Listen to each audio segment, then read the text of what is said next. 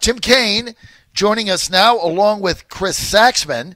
Saxman, my partner in crime, and the Saxman Show airs every Monday. It's a brand new show on our new radio station that we bought, WJFN 100.5 FM. You can get more information and go to WJFNradio.com. The Chris Saxman Show, Mondays, that's today. Today is Monday. He's on the air from 10 a.m. until 1 p.m. Monday to Friday, the Chris Saxman Show. And really looking forward to that. And he's got Tim Kaine with him. Senator Tim Kaine running for re-election today against the Republican challenger, Corey Stewart. Tim Kaine, an overwhelming favorite there. We have predicted his win many, many months ago. Nothing will change, but he can't take anything for granted. Tim, Chris Saxman, welcome to the show. Great to have you. Yeah, no, great to be on with you guys. And always good to talk to you, John. And I'm glad Chris has got his own show now. I know. It's the Chris Saxman Show, right? He's going to overtake my ratings pretty soon. Everybody wants to tune in to the Chris Saxman Show, and I'm going to turn this over to him. Chris, go for it. Thanks, John. Good morning, Senator. How are you today? Yeah, Chris, I'm doing great. Thanks, man. Good. Well, it's closing argument day all across the country here. What is your closing argument for people to vote for you? Yeah, Chris, and I'm paying less attention to the all across the country that I am Virginia, my own race and the House race. So, look, my closing argument is this. My opponent, Corey Stewart, and I each did about exactly the same thing a year ago. We tried to pick a theme for our campaign, that each of us picked a theme that would be a true expression of who we are, how we've governed, and how we would govern. Corey chose the theme Take Back Virginia, which is backward-looking, divisive, and angry, and I chose the theme of Virginia that works for all, which is forward-looking, positive, and unifying. And I believe that Virginia that works for all is about Virginia, solving Virginia problems and bringing Virginia solutions to Washington. It's about workforce, fair wages, fair tax code, the immigration reform, which is so key to the workforce, education, and then finally it's got to be a Virginia that works for all, the Pledge of Allegiance value that our children say every day, that we say when we start city council meetings or sessions of the Senate. That's what Commonwealth means, that we're all in this together. So I believe that there is a clear choice in my race between backward-focused, angry and divisive, and forward-looking, positive and unifying. And I think I know who Virginians are. I think they want somebody who will ennoble and uplift and motivate rather than divide. Well, I think, Senator, that's great. And I think you're spot on as far as what people want to hear. I think they want to see people working together. They want to get the job done. Especially as America and Virginia becomes more suburban, they really don't tolerate not getting the job done. I think that's a theme that has been developed all across the state. People are just anxious, and they want to see government work for them and produce good results. How do we, as you are likely to win tomorrow, and I know you don't want to say that, that's natural, and you shouldn't, but governing is different than the campaign, and we have a lot of political wins that are in conflict with one another. And when you get to D.C., it's difficult to get people with some pretty radical ideas to not be so vociferous in their discussions. How do you square that when you're in office? Yeah, Chris, you're right. It is what people really want to see is they want to see things happening. And in the Senate, I pride myself on I'm always in the middle of efforts to try to build to 60 votes. In the Senate, usually you can't do things just with majority. You've got to get to 60 votes. Neither party has 60. That means you have to build bridges. In less than 2 years, President Trump has signed 20 pieces of legislation that I've written. President Obama, who is a friend of mine, signed 11 bills that I wrote him in 4 years. I'm figuring out how to do the job better. I'm figuring out how to find Republican colleagues, forge compromise with them, get a bill in, and then find a vehicle to attach it to get it passed and get it to the president's desk. And I'm going to do exactly the same thing. My highest and best use in the Senate is not being in Democratic leadership. I won't be a committee chair under seniority rules for a while, so my highest and best use is to always be in the bridge-building crew that can get to 60. And, Chris, I'll even make a prediction. If the Vegas odds hold, what would happen is the Dems would take the House and not the Senate. So just if those odds hold, I think there's an opportunity to put a lot of bills on the president's desk because the Senate has done a number of things with bipartisan support marketplace fairness, which is to level the playing field between brick-and-mortar retailers and online retailers, and sales tax collection, immigration reform. We do a lot of things in the Senate bipartisan, put it over into the House, and the House Speaker will not even bring it up for a vote on the floor. If we have a Democratic House, some of those bills, like immigration reform, and Chris, you know that that's really critical. Getting that right is critical to the workforce. I think we'll be able to put on the president's desk that will be big and important bills. Infrastructure, for example, the president wants to work on that. We'll be able to put some bills on the president's desk. So I'm going to be in the crowd that is about legislating and getting as many bills to the president as we can. And to do that, you have to know how to work across the aisle in the Senate. Well, you've certainly done that throughout your career, and a lot of people are coming to Virginia, new citizens, new residents to the Commonwealth, opening up businesses. They don't really know Tim Kaine and his record as mayor of Richmond, lieutenant governor, and governor necessarily. What would you say to a new business person in Virginia who sees only the political wins in D.C. and they see some, very leftist, progressive views that they might perceive as a threat to their business? What would you, Tim Kaine, say? This is the reality. This is what I'm going to do for you.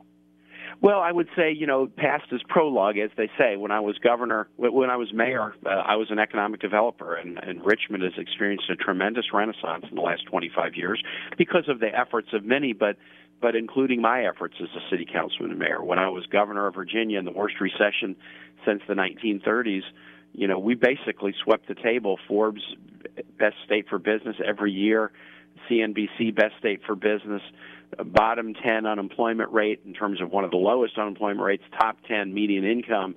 We were doing a lot right, even at a very difficult time. And I have the same attitude at the federal level. I work very closely with the business sector in Virginia. Actually working on one right now, Chris. I'm crossing my fingers on working with the governor and his team to try to encourage Amazon to open their second headquarters in Virginia. I think we got the workforce. That's exactly the workforce they would need for that. So I'm going to always focus on that mayor-governor role of trying to put our best foot forward economically, attract businesses, and make those that we have feel like they're welcome.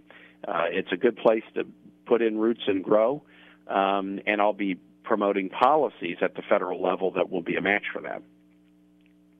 In that vein, the economy is doing well. I don't think anyone says otherwise. We had a little dip in the markets in October, but recession is going to happen at some point. We don't know when.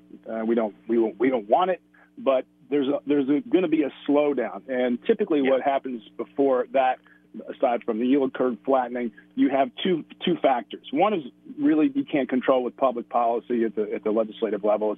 Is rising interest rates. Yeah. The other one that we do have a little bit more legislative control over, especially with your experience in foreign policy, are gas prices and energy prices. They are a huge impact on the economy. What can be done if we start going down the road of recession, and what can get done in that vein? Well, Chris, two things. I mean, you're sort of right about recession, regardless of who the president is, regardless of which party's in control of the White House or Congress. There are cycles to economic life. We are now in the longest expansion. It's not necessarily been the steepest expansion, but it's been a very long expansion. So, the apple's going to turn. I remember saying to both Governor Warner when he was governor and President Obama when he was president is, if you come in on a downstroke at the end of 4 years, you can be on an upstroke. If you come in on an upstroke, it's probably going to be a downstroke. I mean, these cycles have some regularity to them. So what can we do? The interest rate one is tough. If interest rates start going up, you know that the level of debt that we have is such that the amount of debt service that we have to pay is sizable. Interest rates go up, that chews up even more of our budget taken away from transportation, education, et cetera. So I still am hoping that we may work together on some grand fiscal deal to control debt, like we do at the states, Chris. States control debt by ratios. You wouldn't have more than X percent of your state GDP out at any one time as debt. You don't want to put more than Y percent of your annual budgetary outlay into debt service payment. We don't have policies like that at the federal level, and it's something I'm working on with colleagues on the budget committee to see if we might come up with debt management targets more like states do. On the energy side, you might start to see energy prices going up, but there are some positives.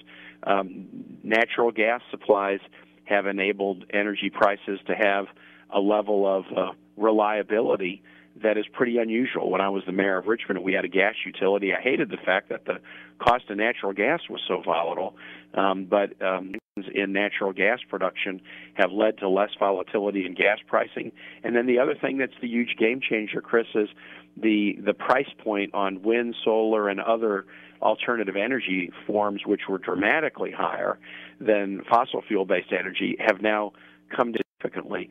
That I even think we're almost at a point where you could take off any price support for any kind of energy, wind, solar, oil, gas, coal, any kind of energy, and let all types of energy just compete on their own, not pick winners and losers. And if you did that, you would also have a tremendous positive effect on the deficit. How would that? Well, we're going to jump right into 2020 and the Iowa caucuses. How do you think that would go over with the senators from Iowa? Well, it might not go over well, except if you take it off all forms of energy. So, there's all kinds of tax breaks for gas and oil, and wind and solar and biodiesel and corn-based ethanol. So, if we were just talking about taking off the tax expenditures to promote corn-based ethanol or taking off wind and solar, people would fight up a storm.